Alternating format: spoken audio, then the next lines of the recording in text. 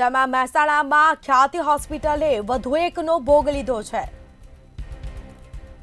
સમાચાર મહેસાણાથી સામે આવ્યા। ખ્યાતિમાં એન્જિયોગ્રાફી કરાવ્યા બાદ વધુ એક દર્દીનું મોત નીપજ્યું। ખ્યાતિ હોસ્પિટલ દ્વારા કડીના બોરીસણા ગામે કેમ્પનું આયોજન કરવામાં આવ્યું હતું, જેમાં કેમ્પના બીજા દિવસે 19 દર્દીઓને અમદાવાદ લાવવામાં આવ્યા હતા। તો એન્જિયોગ્રાફી અને એન્જિયોપ્લાસ્ટી બાદ 2 દર્દીઓના મોત નીપજ્યા હતા। તો આજે બોરીસણાના વધુ એક વ્યક્તિનું મોત થયું છે।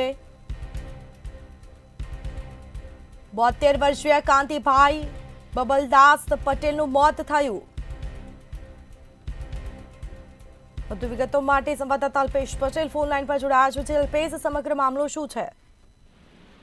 इसमें तो ચોક્કસ જણાવી તો ખ્યાતિ હોસ્પિટલને એન્જિયોગ્રાફી કરાવ્યા બાદ વધુ એક દર્દીનું મોત થયું છે અને ખ્યાતિ હોસ્પિટલમાં દ્વારા કડીના બોરીસણા ગામે કેમ્પ યોજ્યો હતો અને કેમ્પની અંદર બીજા દિવસે 19 દર્દીઓને અમદાવાદ લઈ જવામાં આવ્યા હતા અને જેમાં એન્જિયોગ્રાફી અને એન્જિયોપ્લાસ્ટી બાદ 2 દર્દીઓના થયા હતા મોત। ત્યારબાદ બોરીસણાના વધુ એક વ્યક્તિનું આજે મોત નીપજ્યું છે અને 72 વર્ષીય કાંતિભાઈ બબલદાસ પટેલ નામના વ્યક્તિનું મોત નીપજ્યું છે અને મૃતકની ખ્યાતિ હોસ્પિટલમાં કરાઈ હતી એન્જિયોગ્રાફી અને એન્જિયોગ્રાફી કરાવ્યા બાદ મૃતક તબિયત વધુ લથડતા સારવાર બાદ મોત નીપજ્યું છે હાલમાં તો।